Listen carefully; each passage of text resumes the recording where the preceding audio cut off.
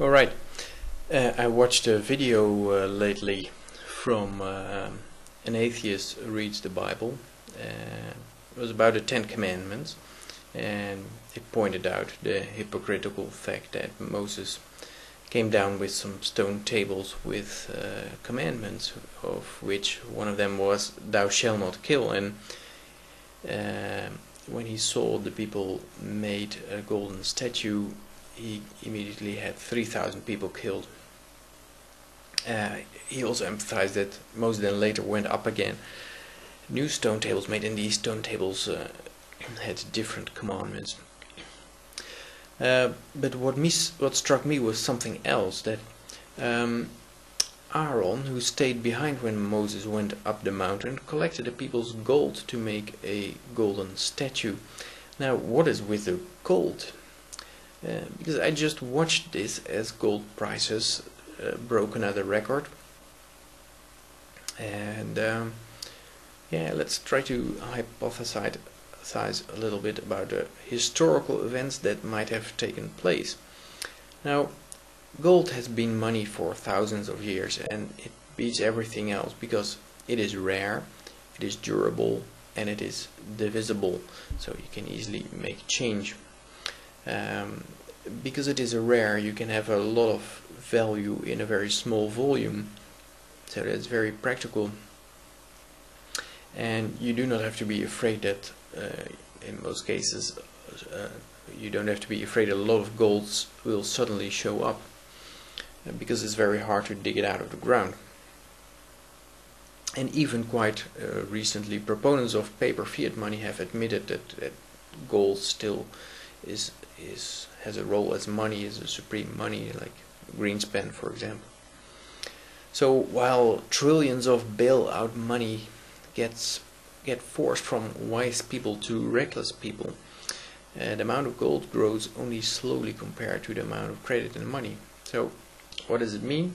It means that in the Roman Empire days you could buy a nice toga and a leather belt and a pair of sandals from a piece of gold, and today with a piece of gold you can buy a fine suit and a pair of classy shoes and a nice belt.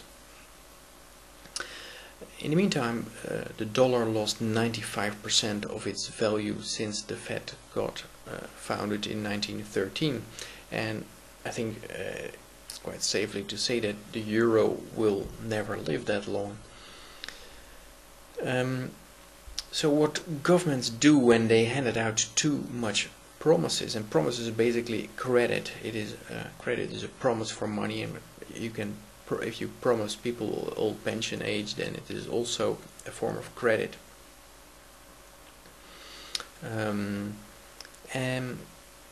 if governments handed out too many promises and they can't back it up, what they sometimes do is confiscate gold.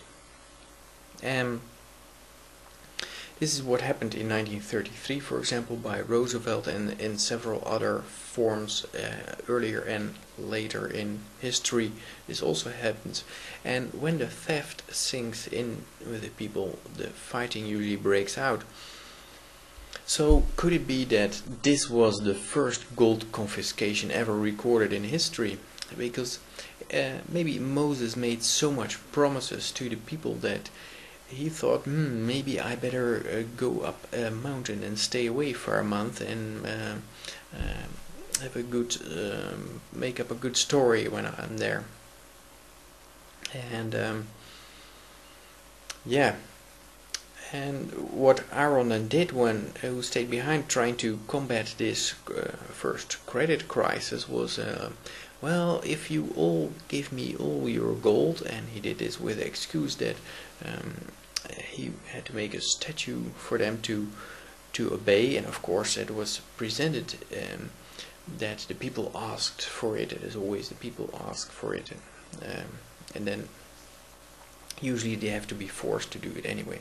That's always a bit strange, but yeah, and he molded all that gold in one solid statue, which is basically a big bar they have in the central banks. Also, you cannot redistribute that. You cannot find back your jewels in there as a donator. Now Moses returns, but this whole relocation of gold did not solve the problems, the economic problems they were likely having, which were based on a lack of production. And yeah, what do you do then as a last resort? You kill 3,000 people, as Moses did, and 3,000 is not mandatory, but the killing kind of is. And this is not unknown to us modern people also.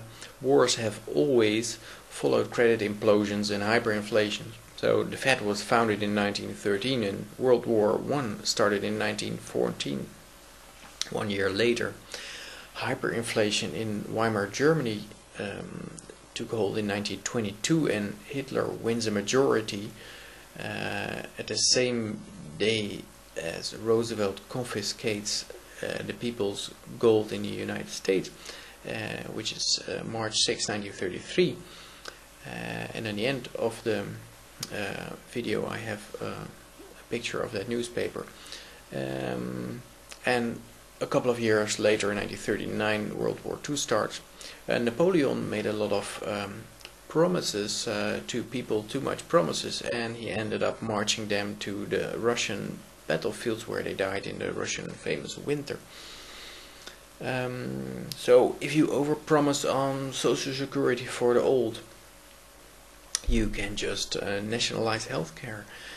And because recipients of social security tend to die without healthcare, so if you create a bottleneck there, you solve your problem of overpromising. It's a modern variant of marching people off into a war into Russia. And war is just basically a more open form of violence. The real violence begins much earlier. Both FDR and Obama reign by executive orders. So if you do not obey their orders, they get you locked up.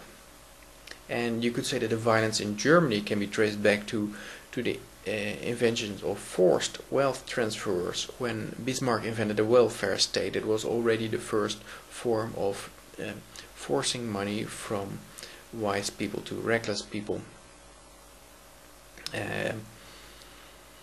Now, it is also telling that after this whole Moses thing, he runs back up to the mountain. He has killed a lot of people, supposedly the people he has made too much promises to.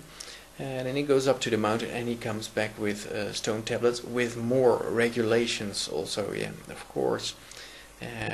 And some specific things about some food ingredient that should not be used, and that was probably something that there was a shortage of, I presume.